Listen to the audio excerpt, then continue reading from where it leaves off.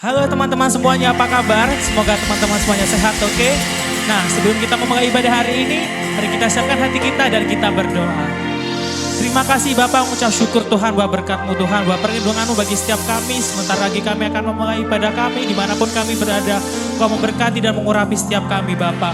Berkati jalannya ibadah ini dari awal, pertengahan hingga akhir, agar kami bisa menikmatinya ya Tuhan. Terima kasih Bapak, terima kasih. Hanya di dalam nama-Mu kami sudah berdoa dan mengucap syukur. Haleluya, amin. Through you, I can do anything. I can do all things, for it's you gives me strength. Nothing is impossible to you, blind eyes are open, strongholds are broken. I am living by faith. Nothing is impossible. Oh, nothing is impossible.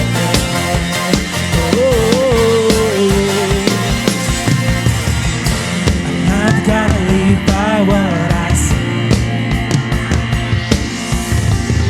I'm not gonna live by what I feel. Deep down I know that you're here with me. I know that you can do anything.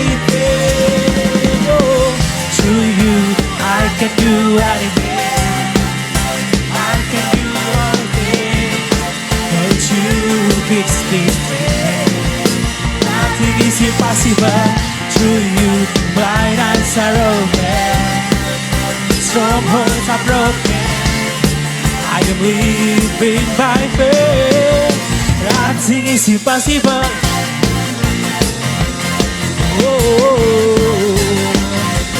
Nothing is impossible.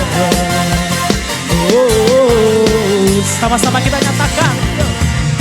I'm not gonna live by what I see.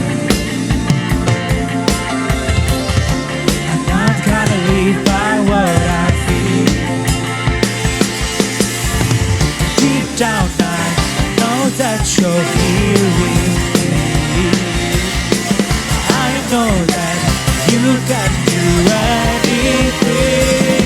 Oh, to you, I can do anything. I can do all things. For it's you who gives me strength. Nothing is impossible. To you, blind eyes are open, strongholds are broken. I am living by faith. Nothing is impossible.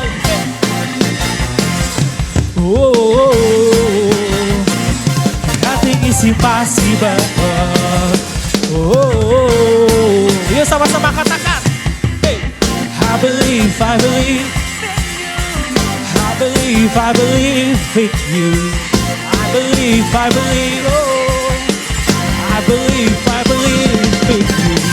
I believe, I believe, I believe, I believe in you. I believe, I believe, I believe, I believe in you. Through you, I can do anything. I can do all things. For it's you who gives me strength. Nothing is impossible. Through you, blind eyes are open, strongholds are broken. I am living by faith.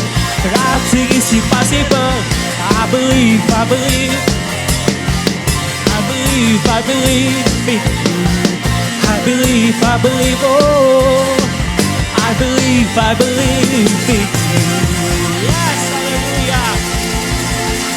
Hai Frenzy, kembali lagi di topik kita gak malu buat sharing. Sesuai dengan beberapa waktu yang sebelumnya, hari ini kita akan mendengarkan kembali sharing dari beberapa teman dari FC yang memiliki kisah atau memiliki pengalaman atau suatu cerita yang saat ini sedang mereka jalani yang sesuai dengan topik kita bulan ini, yaitu determination. Nah, oke. Sekarang siapkan telinga kalian, siapkan fokus kalian agar kalian bisa mendengarkan setiap cerita yang akan dibagikan dengan baik, sehingga kita sama-sama bisa belajar, sehingga kita sama-sama terberkati dan menggugah semangat kita agar kita memiliki determinasi yang sama kembali di dalam kehidupan kita. So, nggak berlama-lama lagi, check this out. Hai Frenzy Members, aku Nia. Jadi hari ini aku mau cerita tentang gimana aku bisa terbebas dari belenggu dan bisa merdeka. Seperti yang kalian ketahui, beberapa hari yang lalu ada pengumuman SBMPTN. Nah, pada saat itu Tuhan izinkan aku nggak keterima, aku nggak lolos SBMPTN. Dari kejadian itu, akhirnya aku ngerasa bahwa aku ini orang yang bodoh. Aku ngerasa aku nggak bisa apa-apa. Aku menyalahkan diriku sendiri, emang kamu tuh nggak bisa matematika dari dulu, kamu tuh kurang belajarnya dan segala macamnya. Hal itu aku lakukan karena aku ngerasa bahwa aku udah belajar, tapi kenapa kok aku bisa nggak lolos? Tapi setelah dengerin khotbah kemarin, dengerin kesaksian dari teman-teman semua, akhirnya aku tersadar bahwa apa yang aku lakukan ini salah. Yang aku lakukan ini bikin aku justru semakin terpuruk, semakin nggak bisa maju ke depan.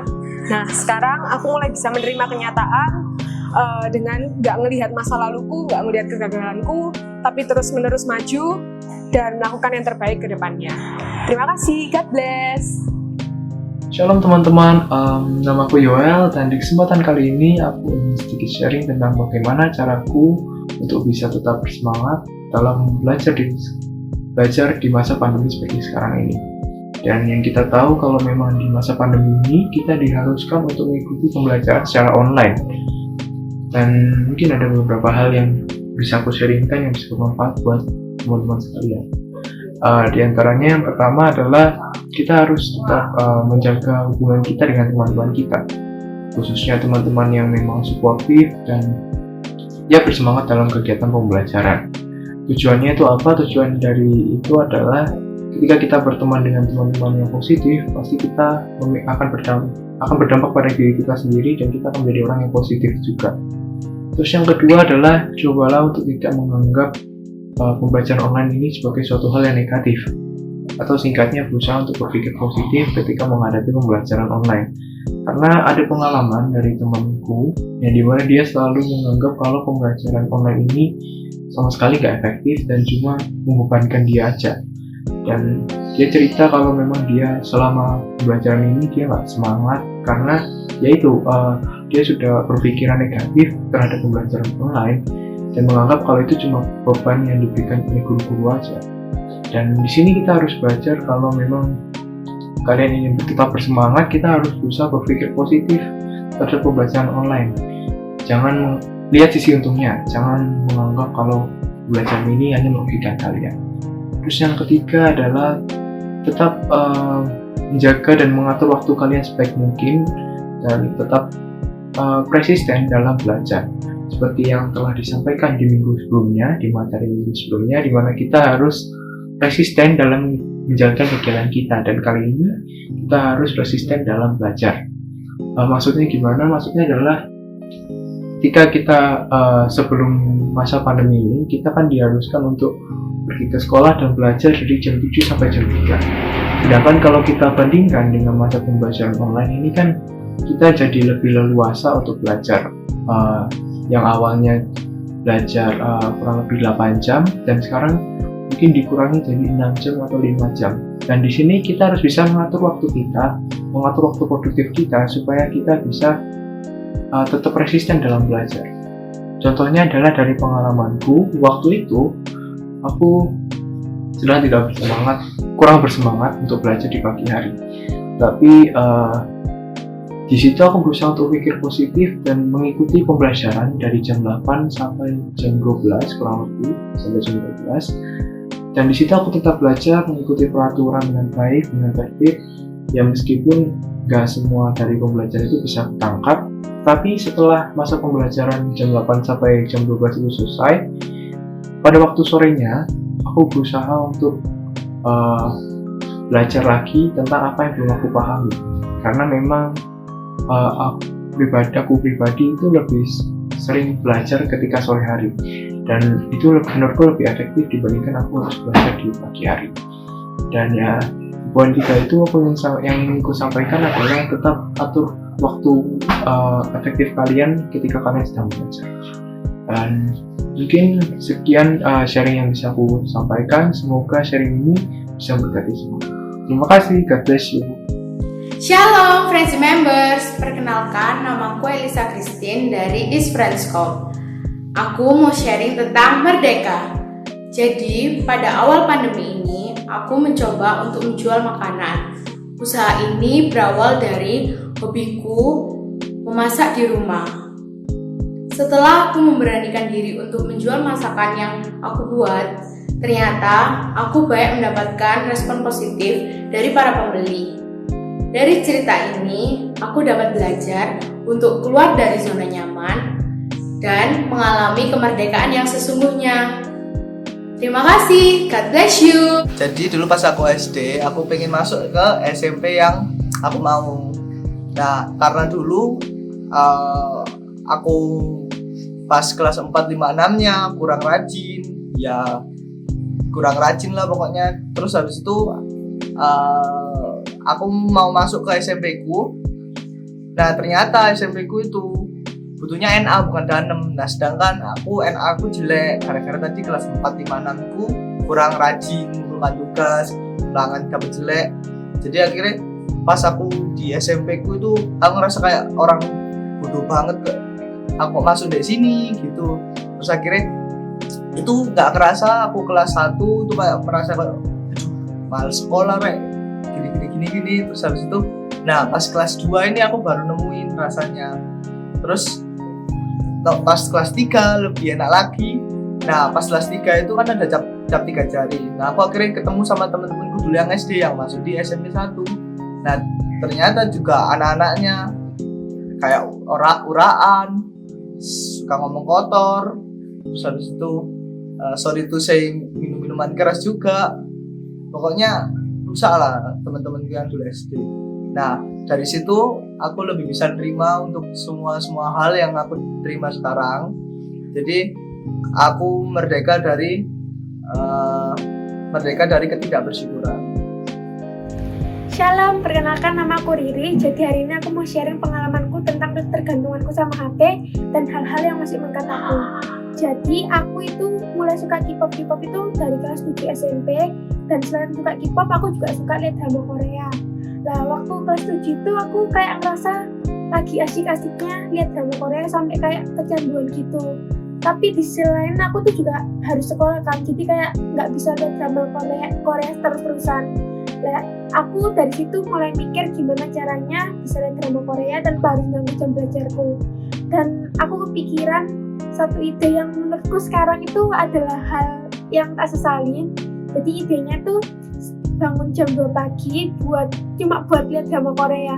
Yang aku tahu itu kayak hal yang bodoh yang pernah tak lakuin. Dan hal itu membawa dampak negatif ke diriku. Yang tadinya aku mikirnya, wih mungkin asik bangun jam 2 pagi bisa lihat drama Korea tanpa harus ganggu jam belajar. Tapi ternyata membawa dampak negatif ke aku, yaitu dampak negatifnya sekarang aku pakai kacamata gara-gara kebanyakan lihat HP. Dan dari situ aku bisa belajar kalau misalnya hal yang berlebihan itu nggak baik.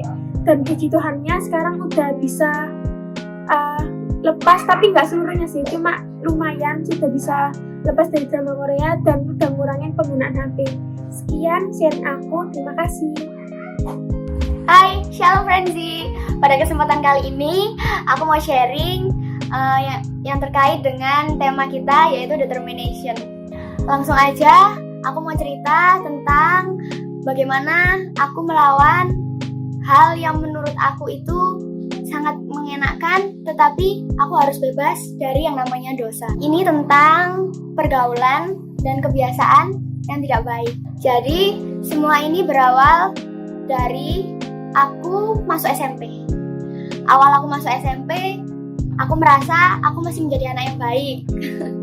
Lalu, aku kelas 2 kalau nggak salah. Namanya juga lingkungan itu sangat berpengaruh sekali ya. Ingat nggak, pergaulan yang buruk merusak kebiasaan yang baik. Ya, itu sangat benar sekali. Aku ini sebenarnya adalah orang yang keras kepala. Aku merasa aku bisa dan aku tidak akan ikut sama halnya seperti mereka. Ternyata semuanya salah. Pergaulanku membuat kebiasaan-kebiasaan baikku menjadi tidak seperti sebelum-sebelumnya. Contoh seperti yang tadinya aku anak rumahan, yang pulang sekolah langsung pulang ke rumah. Setelah aku sering bergaul dan sering ngobrol sama mereka, pulang sekolahku tidak langsung pulang ke rumah, tetapi malah main sampai sore. Contoh kedua, yang tadinya perkataanku nggak kasar, nggak bahasa Jawanya itu nggak nyengol, jadinya kayak bener-bener anak yang omongannya uraan gitu. Ya itu bener, aku kayak gitu dulu guys. Yang paling parah, yang dulunya aku nggak pernah keluar rumah sampai malam. Mesti kalau keluar rumah itu minimal jam 8 atau setengah 9 sudah di rumah. Zaman SMP tuh. Nah, karena aku sering berteman dengan teman yang memberikan pengaruh yang tidak baik, aku pulang sampai jam 10, bahkan pernah setengah 11. Akibatnya, aku langsung dimarahin dong sama orang tua aku. Gak terima, gak sekali 2 kali dimarahin, tapi aku tetap aja bangga. Aku juga jadi seorang pembuli dulu. Aku gak pernah mau dikalahkan di saat kita lagi ada problem. Maksudnya aku sama temanku lagi ada problem. Aku gak mau untuk aku harus ngalah. Kenapa gitu? Karena temen segeng aku itu selalu bilang, kamu jangan mau untuk ngalah, karena mereka akan mempermainkan kamu terus kalau kamu gampang ngalah. Dari situ aku merasa aku harus jadi jagoan, aku harus ditakuti sama orang-orang. Ternyata itu pemikiran yang salah. Oke, singkat cerita, semuanya itu kelihatannya sangat anak cewek kok kayak gitu. Anak cewek kok gak punya aturan, anak cewek kok uraan, istilahnya seperti itu ya. Ya, benar. Aku merasa aku yang dulu bukanlah yang sekarang. Aku merasa aku yang dulu sangat-sangat buruk. Ya, namanya juga masa lalu. Tapi dari situ aku nggak langsung berhenti di situ aja guys. Juga Tuhan nggak berhenti buat ngasih tahu aku bahwa apa yang aku lakukan itu nggak benar. Biasanya Tuhan pakai dari orang tua aku, dari teman-teman gereja, ngomong kalau apa yang aku lakukan itu nggak baik. Ya namanya juga masih labil, masih nuruti kesenangan. Tapi nggak berhenti di situ aja. Cara Tuhan untuk mengembalikan aku ke dalam jalan Tuhan itu selalu ada.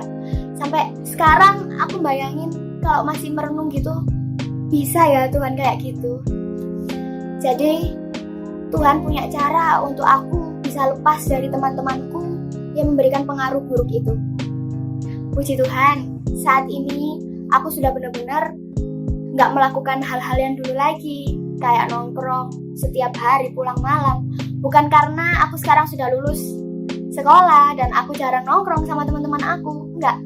Di sini aku harus membatasi diri aku, mana waktu yang baik, mana waktu yang menjadi prioritas, mana yang hanya sekedar menjadi waktu untuk hiburan.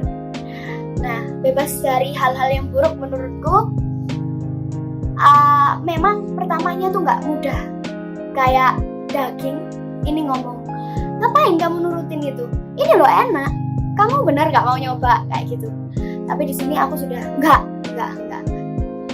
Tuhan itu selalu punya cara untuk menyelamatkan kita ke dalam jalannya kembali, walaupun kita sudah melencong dari jalan Tuhan. Untuk teman-teman yang sedang berjuang, semangat! Kita pasti bisa. Bersama Tuhan kita pasti bisa ya. Semangat semuanya, Tuhan berkati. Well, kita telah mendengarkan kisah dari teman-teman kita tadi. Gimana? Apakah kalian pernah punya kisah yang sama dengan mereka? Atau saat ini kalian sedang menghadapi struggle yang sama dengan mereka? Aku berharap setelah kita menonton atau mendengarkan setiap cerita dari mereka tadi dan belajar tentang materi determination selama 1 bulan ini, kita akhirnya bisa membangun tekad kita lagi, kita punya keteguhan hati, kita bisa merdeka dari setiap belenggu, dan kita bisa mempertahankan kemerdekaan kita itu. Amin. Aku kira sampai segini dulu ibadah kita hari ini. Oh ya, aku mau ingatkan nih, kalau kalian seandainya dapat suatu berkat, dari ibadah kita hari ini kalian bisa membagikannya lewat sosial media kalian atau instastory kalian. Karena dari situ kita sama-sama belajar untuk bisa membagikan berkat melalui sosial media kita, sehingga setiap orang yang melihat story atau sosial media kita itu merasa diberkati. Well, I think this is for today. See you next week and God bless you.